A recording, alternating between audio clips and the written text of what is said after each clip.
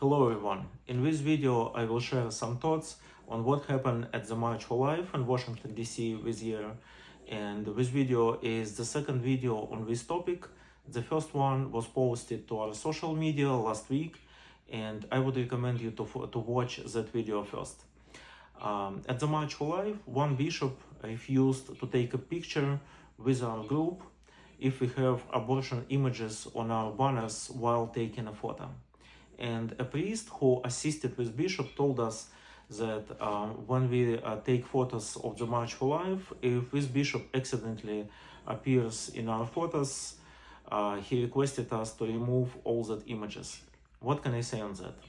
During past few years, I sent a few emails to this bishop with detailed explanation of our position, and I have even responded to some criticism coming from some other organizations in regards to using abortion images in the public arena. Fortunately, we didn't receive any response from the bishop, so we didn't know either he agrees or disagrees with us, so I could only assume. So when you are a bishop, you are called the father.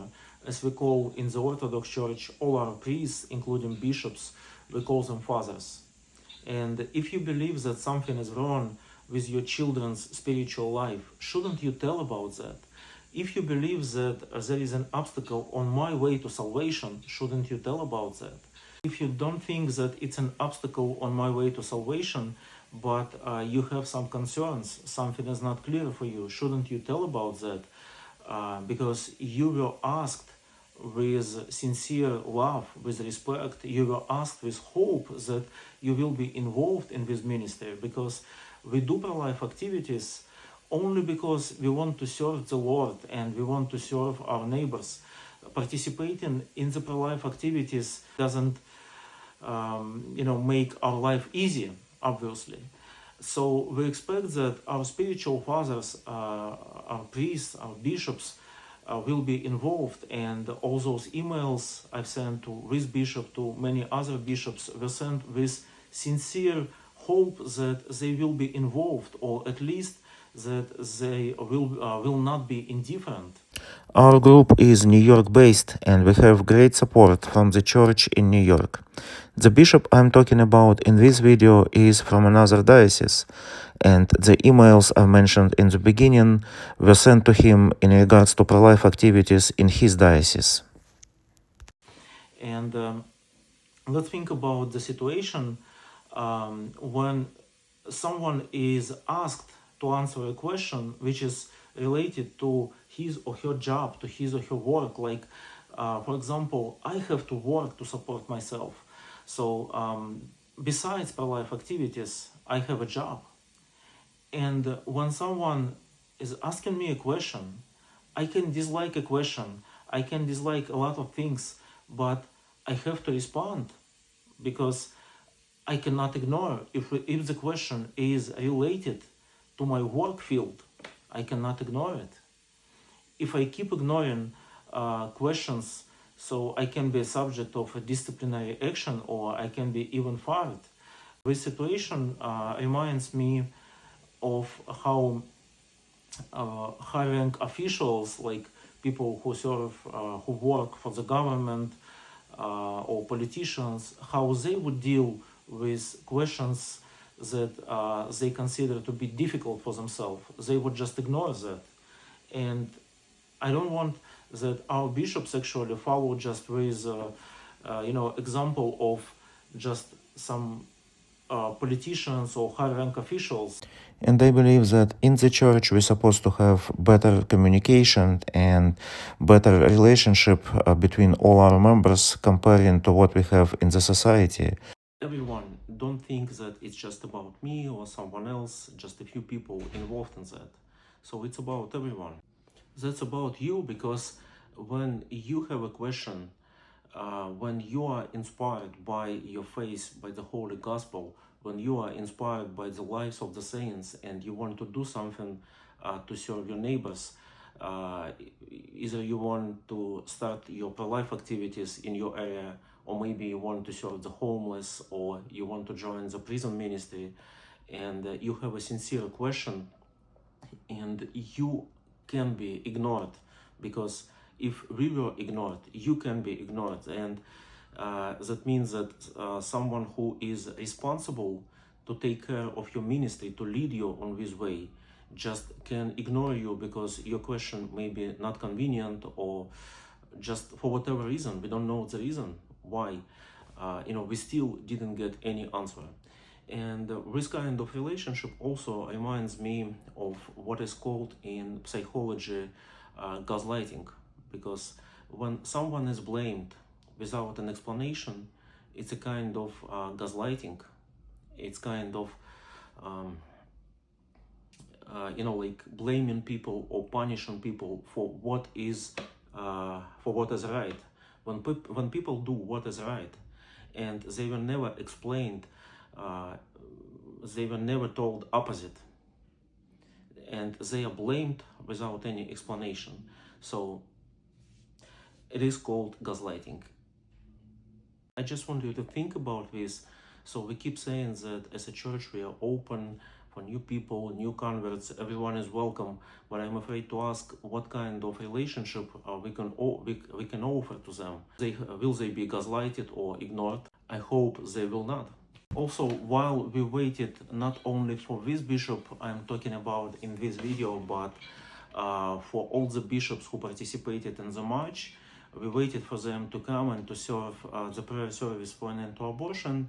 And while we waited, another priest came to our group, and he was super emotional. He was very angry, and he didn't want any dialogue. So he repeatedly told us that he is not interested in our opinion.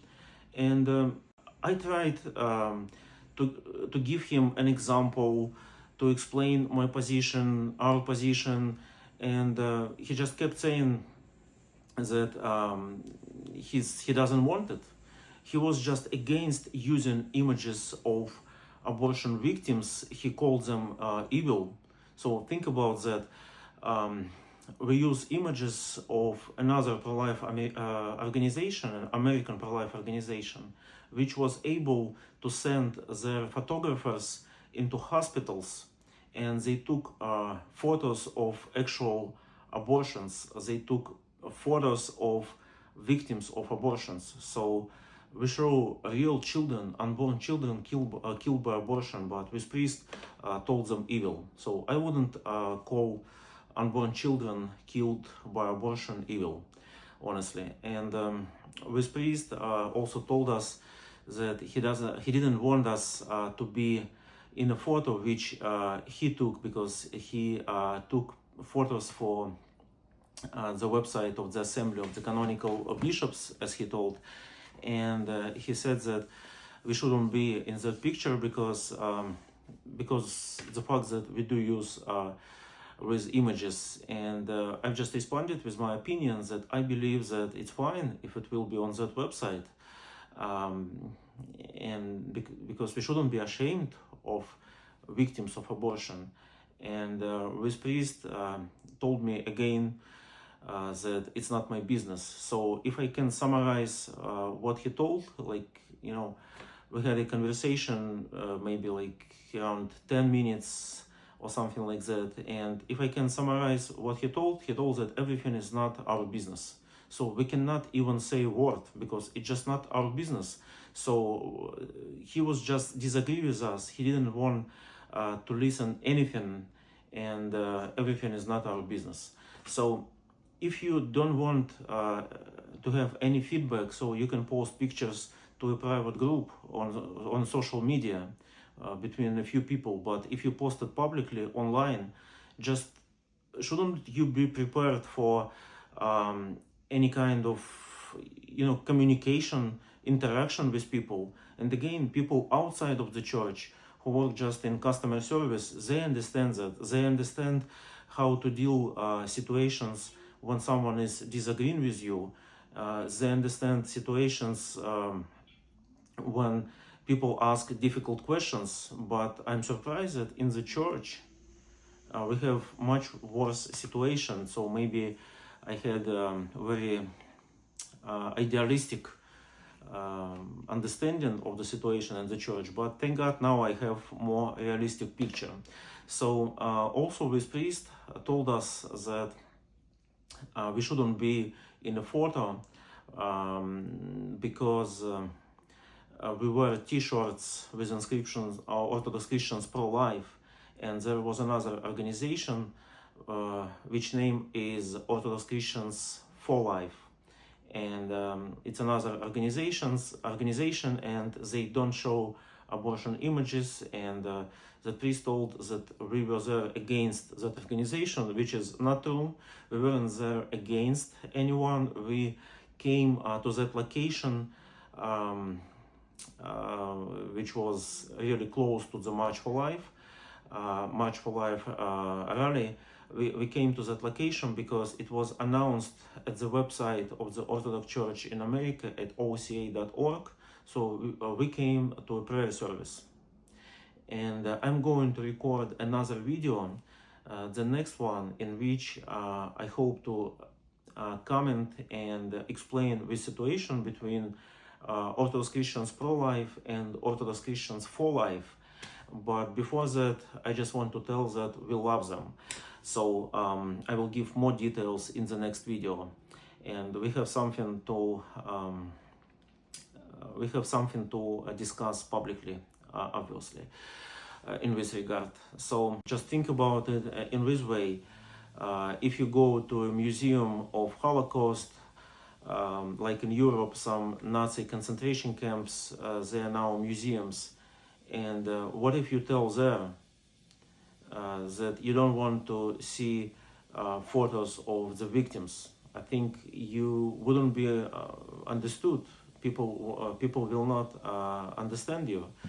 And what if at the event which is held to remember victims of any current war, like unfortunately we have wars between Israel and Hamas, or the war of the Putin's military against Ukraine.